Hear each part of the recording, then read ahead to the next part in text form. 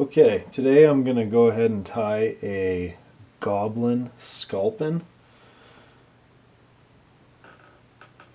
So I'll start off with a Gamakatsu B10S 1/0 hook.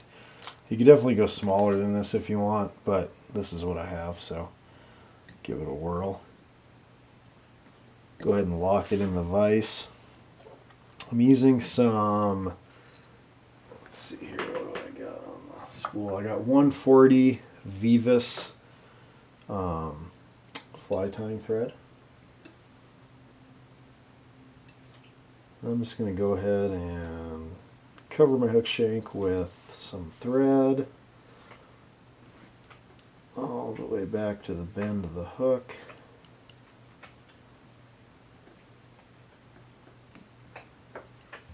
I am going to try something different and put a keel on this fly. So I'm going to tie in a little bit of articulation wire.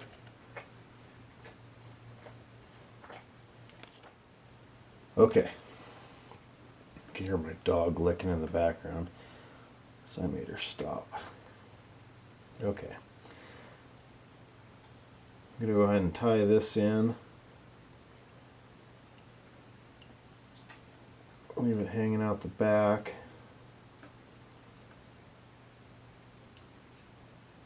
I'm going to come up near the front. This fly will end up having some dumbbell eyes on it too. So I want to stop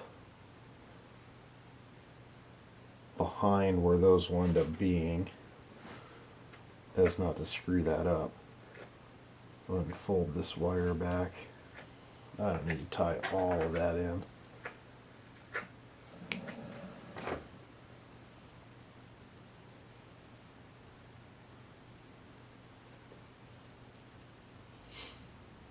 Okay, the body of this hook is actually a dub material. I've tried this with kind of a crystal ice dub. I've also dubbed it with a green hair wiggle dub. That's what I'm going to go ahead and do today. And I'm just going to use the olive color. I have a couple different olives to choose from here, so I kind of just try to match my tail the best that I can, or what will eventually be my tail. So I'll just take a few of these and kind of get them out of here, mix them up a little bit. So I'm just going to kind of blend them a little bit. I'm going to create a dubbing loop because that's just a little bit easier to deal with, because I want it to be pretty fluffy when it's all said and done. So I'll go ahead and wrap this up. A little dubbing twister.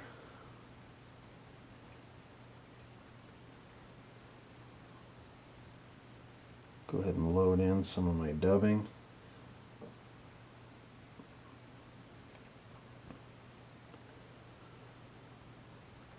If you've ever seen a real sculpin, they are like camouflage to the max. So I don't think you can go wrong with blending different colors, creating even a little bit of a stripe, you know, if it ends up looking like that.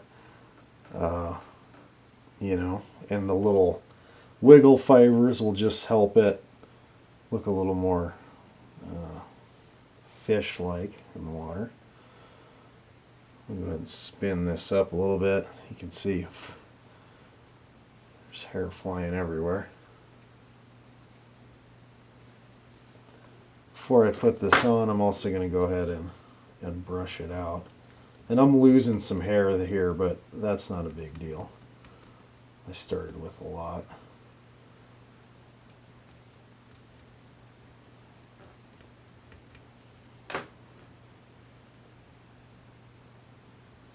Okay, I'm just going to go ahead and wrap this around the hook shank.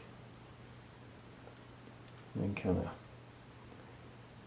stroke this back just a little bit, as not to capture everything, because again I want kind of that pokey profile, and I'm also going to have that keel underneath of here,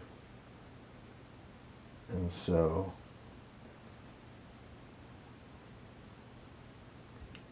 I ran out. I'm just going to make another little dubbing loop and add just a touch more.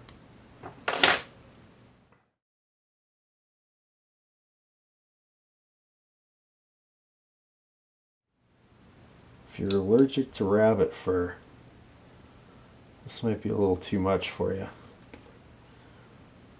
Flying everywhere. Okay, I want to stop shy here because I got to tie dumbbell eyes in, and I also am going to put a head on it with Sculpin wool, and I don't want to encroach on that. That's the biggest mistake that I ever make, is crowding up on that hook eye too much, and then you end up having to do all sorts of cleaning out up there to get your fly line in. So I'm just going to kind of get rid of some of these erratic fibers here. Okay. Step 1 complete. Next step, tail. I'm going to use rabbit. This isn't a magnum strip, it's just a regular size strip. I don't want to add a ton of weight to it. And it's in olive.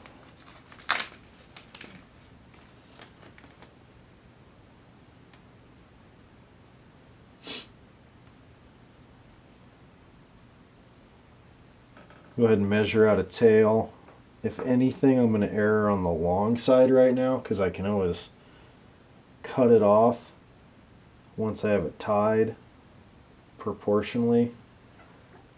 I'm going to separate the fur where I want to cut, and I just slide in like that, make a little snip. That way I don't lose any fibers.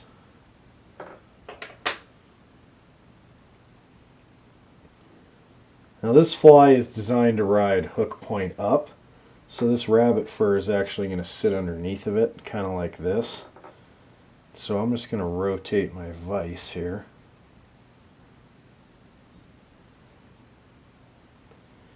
What I'm going to do is measure out to where this thing is going to hit my dubbing.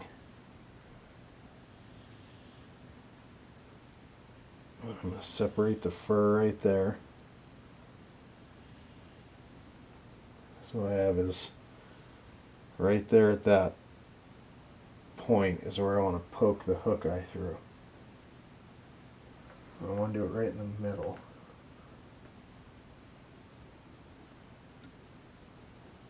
Try not to stab yourself while you're doing this. Okay, now once I have that pulled on, I'm going to go ahead and take the fly out of the vise, slide that down, and I can get this thing clamped back in.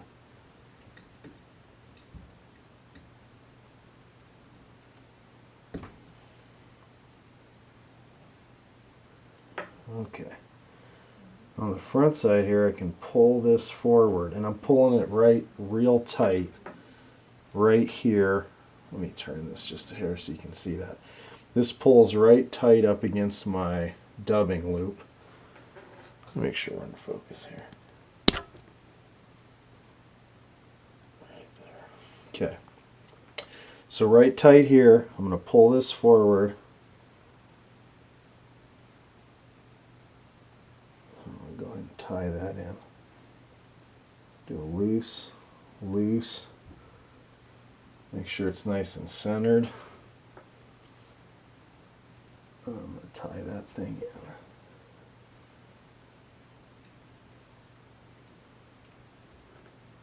A little funkiness here. I'm just going to cut that out.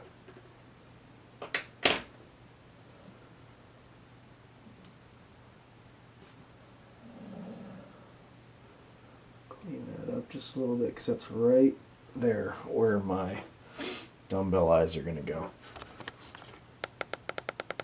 See if I can adjust this lighting just a hair.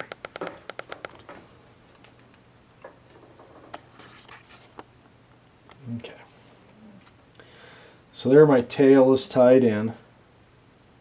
Got quite a bit of wiggle down below. Now I'm going to go ahead and tie my keel in. So I have my articulation wire here.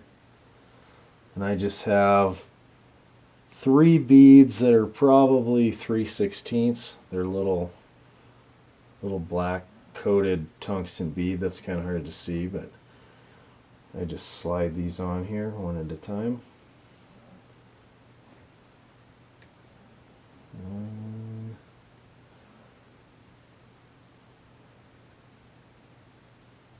2, 3.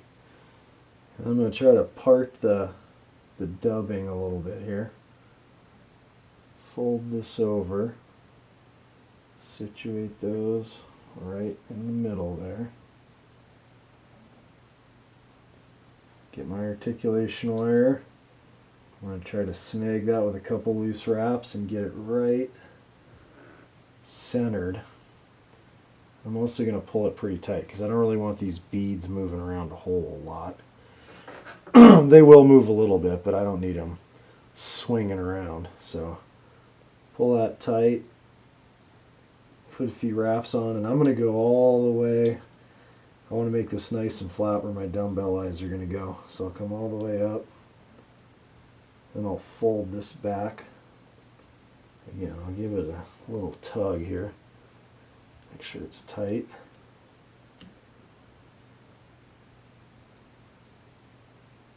Fold that back, grab onto it, and those beads will not come off. Especially since I'm going to add a little super glue to this once I get my dumbbell eyes on there. So now I come in with my little nippers. I'm just going to nip that wire off. My keel is on there. That's just going to help this thing ride hook point up. I also want this pretty much right on the bottom. I mean, Sculpin are designed to live on the bottom, and they hide in rocks and they kind of shoot around when they're on the bottom, and so this fly should be on the bottom.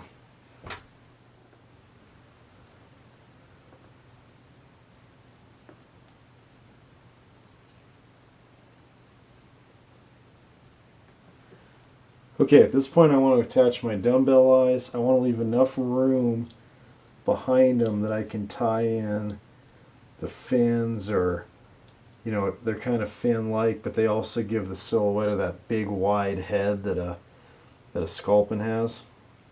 I want these dumbbell eyes underneath.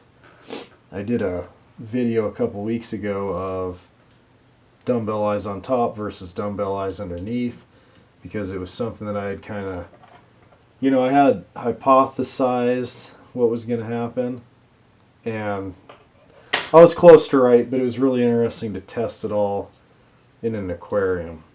And so, if you haven't seen that video yet, check my video out on dumbbell eyes on top versus underneath. Trying not to capture too much of my dubbing here.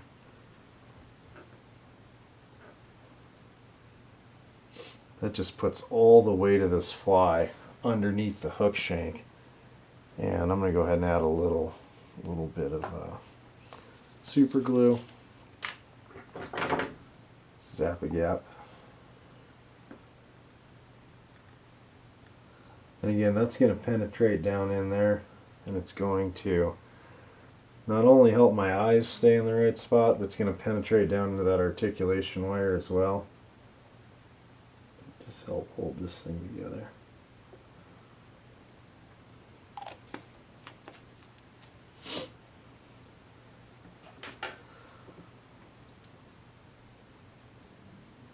Okay. Let that dry for just a second.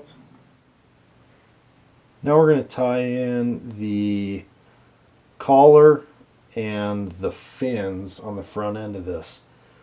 And like I said before, it gives it both the appearance of fins. It's going to provide some motion, but it's also going to bulk the head width of this fly, the profile of this fly, so that when a fish looks down on it, it's going to look very Sculpin-y.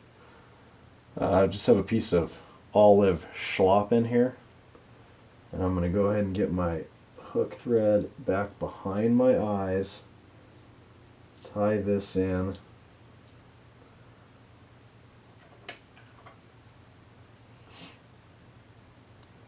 Go ahead and wrap this around.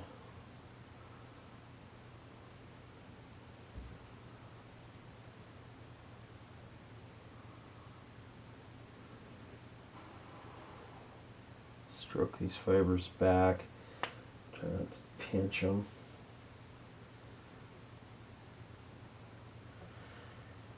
I like to wrap till I'm still in the real webby feathers, but I like to just get a few of those more marabou type feathers in there. I'm going to go ahead and wiggle this up in there, tie it off.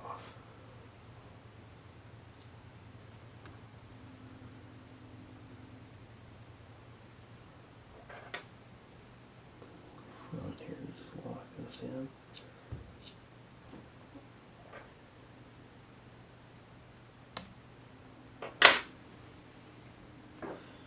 And from the top of this fly now, we've just added quite a bit of width this way to make it look a little wider.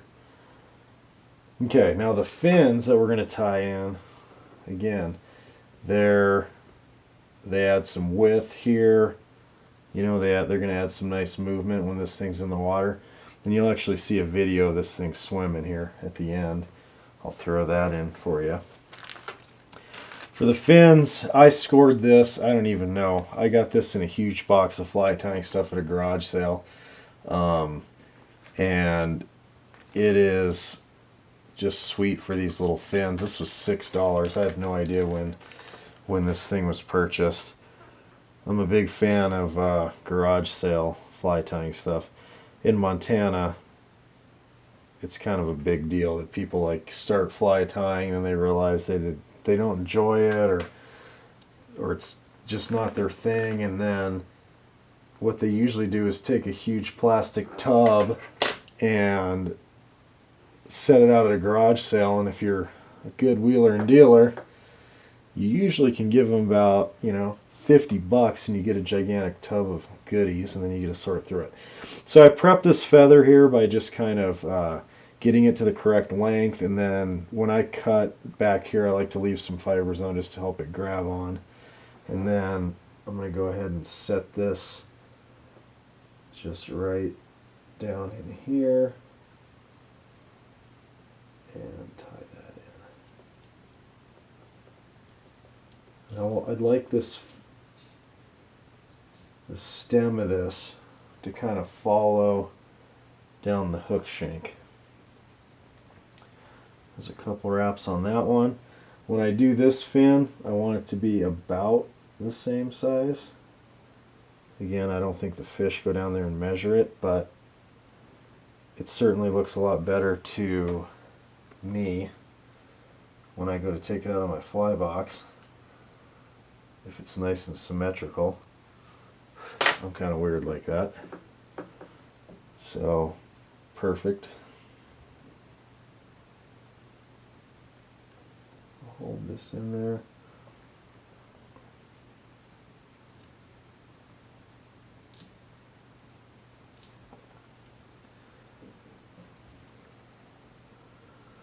Okay, I'm just making sure they're lined up nicely. I'm going to go ahead and bite down on those with quite a bit of pressure, just to make sure they're in there real tight. And then I can clip these little ends off.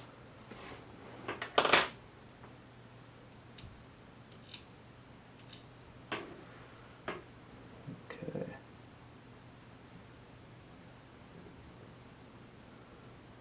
Adjustments. Okay. We're almost there. We're working our way up. Now we just got to tie the head on. Okay, last step is to tie the head on this fly. And you can use a variety of colors here, but I have kind of just a dark green on top with a cream color down below. The material is Hare'e Sculpin wool. And so this stuff's a little funky, kind of weird to deal with. It gets a little wadded up in the bag, but you can break it down into these little strands like this. And I like to get kind of a clump here that's, you know, maybe like 1/8 of an inch when it's compressed all the way down. And I don't want to go crazy here, but it's got to fill out enough that, and that if I flatten it out, you can see about how thick I am there. But when I wad it into a little ball here, I want this thing to puff out pretty hard. So I go ahead and wrap it around my tying thread, and this just helps me position that in the right spot underneath. And I'll give it a couple wraps in the V that I just made here, and then I'll pull this whole wad back and move my tying thread up in front. And that's enough to hold it in right there. And on top, go with a little green. Again, this stuff can get just turn into a ratty mess if you're not careful with it. But I like to try to find throw that to the side there. Try to find a clump that's not completely jacked up. Piece like that. Top, I tend to go a little tiny bit thicker on top. Don't know why. It's just what I do. Same thing. I'm going to just wrap this around. That allows me to pull that right in up on top. So now I'm going in front of the one below, through the V up top, and then I'll do that twice, and then I'm back to in front of that. And again, we're going to rat this all up and pick it out into a nice little afro, and then we'll cut it. So I'm going to get in front of my dumbbell eyes. Actually, I might do right on top of the dumbbell eyes. I don't want a gap there. Another clump. Suck that right down in there again. 2 through the V. And I'll move in front. And now I'm going to go back up top.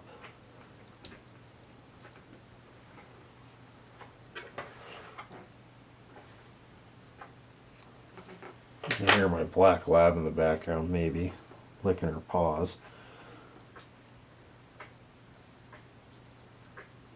Go 2 there, and I'll move in front of.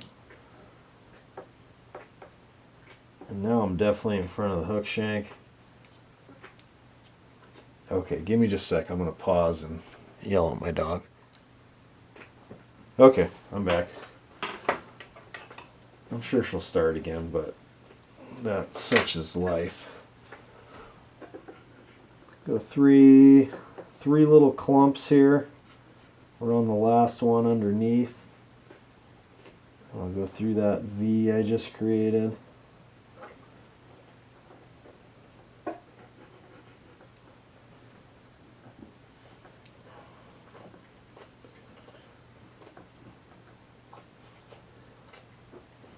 Go ahead and wiggle my thread through. Move up in front.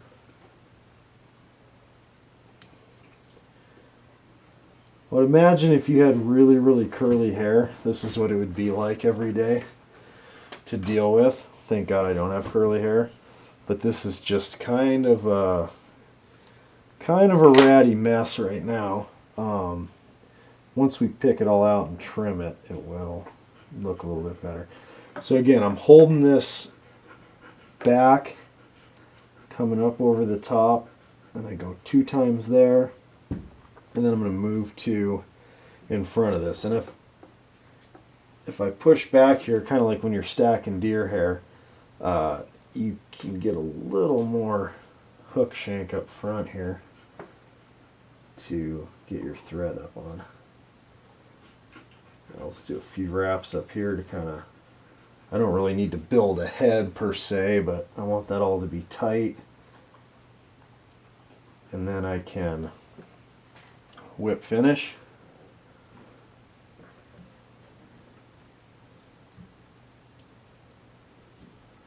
I'm trying to hold all this back.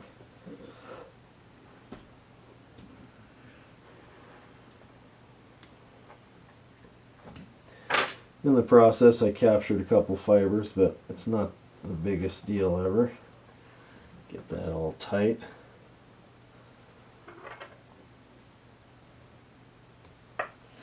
Okay, now right now, I don't even know what you would call this thing. It is the ugliest fly I've ever seen in my life. But a little bit of trimming, we can tame the beast, if you will.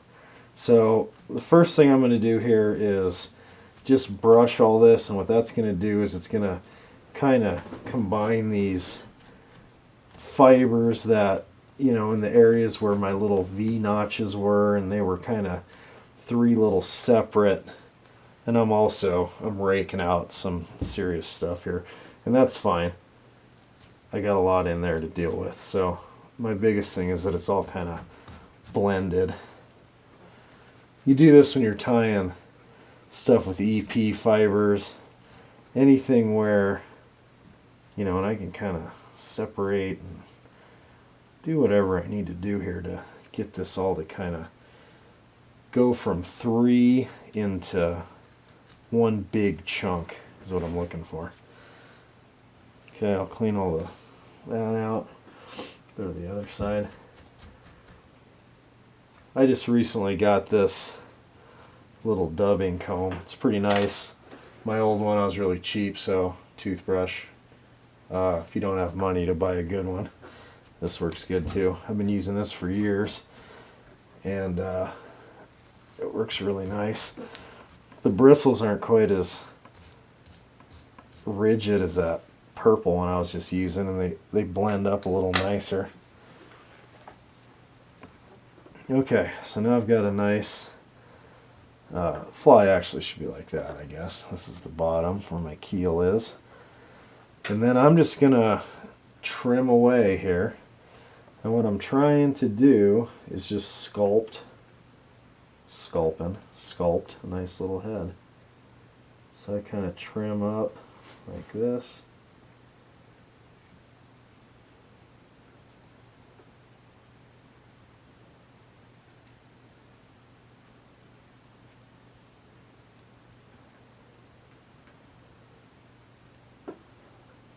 This is where I feel like I would have had a career as a hairdresser, possibly.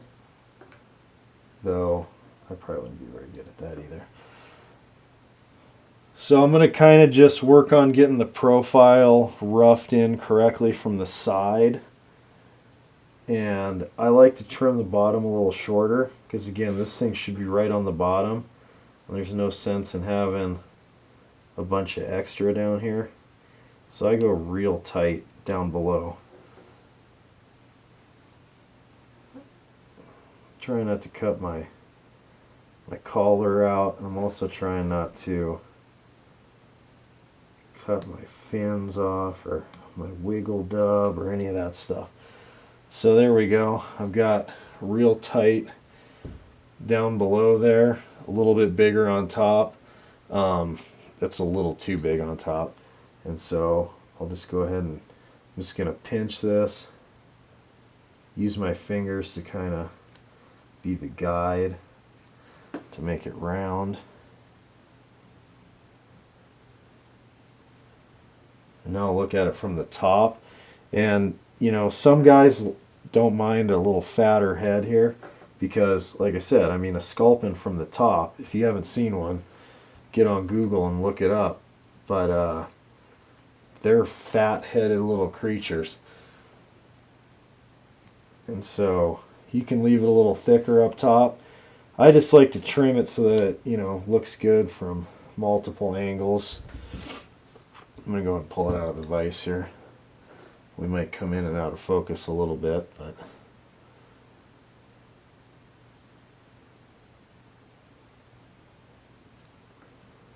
I need to, I'm going to just kind of go trim a little bit off here. I can come in from the back side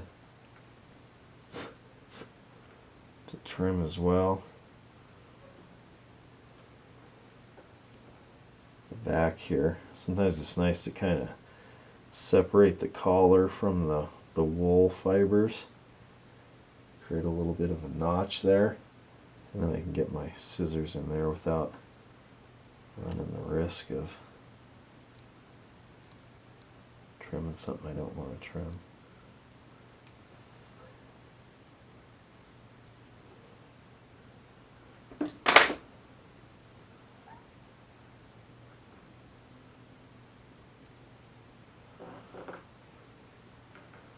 There she be, the Goblin Sculpin. Oh, the one other thing, I guess, before I sign off here, is this tail is a touch too long right now for my liking. I don't like to have extra weight on my fly, which a bunch of soaked rabbit fur will do. And like I said, these fish are fat. They're wider than they are long almost at the head. And so I'm going to take the length of the body, transfer that back here, and I'm going to slide my scissors in here and cut that tail down just a little bit. There you have it, folks. That is the Goblin Sculpin.